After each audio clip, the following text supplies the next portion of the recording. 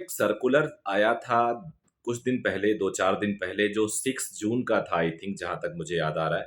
मैंने उस पे एक वीडियो भी बनाया था और वो सर्कुलर मैंने अपने टेलीग्राम चैनल पे भी डाल रखा था और आप लोगों ने वो सर्कुलर देखा भी होगा और उस सर्कुलर से थोड़ी टेंशन भी हो गई थी।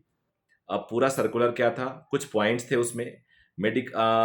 Under graduate medical education board था, ग्रेजुएट मेडिकल एजुकेशन बोर्ड, जो NMC medical national medical council ने बनाया था कि अब बताया गया था कि एक नया कोई भी संस्थान इसको एग्जाम कराएगा, जिसको भी नामित करेगी एनएमसी या ग्रेजुएट मेडिकल एजुकेशन काउंसिल जो बोर्ड है वो नामित करेगी उसको, और वो एनटीए का एक ये नीट का एग्जाम कराएगा। उसके बाद उसमें जो अगला पॉइंट था उसमें एज एलिजिबिलिटी को लेके था। मैं थोड़ा सा वरीड भी था। एज एलिजिबिलिटी को लेके क्या पॉइंट था वो मैं बता देता हूँ। उसमें था कि जिस साल बच्चा फॉर्म फिल करेगा, यानी जिस साल बच्चा एमबीबीएस में एडमिशन लेगा, उस साल के जनवरी 31 को उसकी एज 17 ईयर्स ओल्ड होनी चाहिए।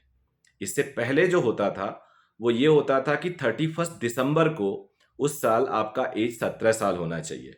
यानी इस सर्कुलर से बच्चों की एज एकाएक 11 महीने बढ़ा दी गई।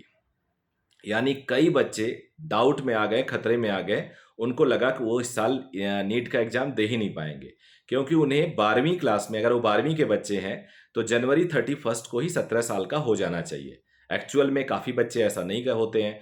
वो कोई अक्टूबर में 17 साल का होता है, कोई नवंबर में होता है। तो पहले था कि उस साल के 31 दिसंबर को। तो अभी एक संशोधन आया है, उस पे भी मैं बात करूंगा। आगे बढ़ने से पहले मेरा रिक्वेस्ट होगा कि सब्सक्राइब जरूर कर लीजिए, इस पे बहुत सारी इन्फॉर्मेशन मैं देता हूं आपको। उसके बाद एक और दूसरा आया था, बड़ा शॉकिंग था, मेरे लिए बड़ी खुशी की बात थी, क्योंकि मैं फिजिक्स का टीचर था, कि इनके फिजिक्स का टीचर हूं, कि इनकेस अगर टाई होता है, कि आपके दो बच्चों के नंबर सेम आते हैं, 10 बच्चों के नंबर सेम आते हैं, तो पहले प्रेफरेंस दी जाएगी उस बच्चे को, रैंकिंग दी जाएगी उस बच्चे को जिसके मार्क्स फिजिक्स में ज़्यादा है। फिर केमिस्ट्री को दी जाएगी, फिर बायोलॉजी को दी जाएगी, और उसके बाद कंप्यूटर डिसाइड करेगा कि हम किसको फर्स्ट रैंक घोषित करें। ये भी बच्चों को टेंशन हो रही थी, क्योंकि बच्चे ज़्यादातर बायोलॉजी को प्रेफर करते हैं। पहले नीट एग्जाम में भी यही होता था।